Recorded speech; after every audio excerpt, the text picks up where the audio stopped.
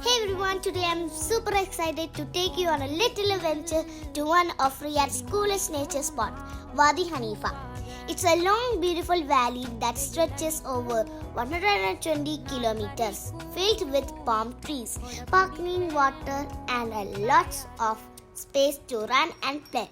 It's a place best suited for barbecue with our family. So if you're ever in Riyadh and want to explore nature without leaving the city, Wadi Hanifa is the perfect place. Bye!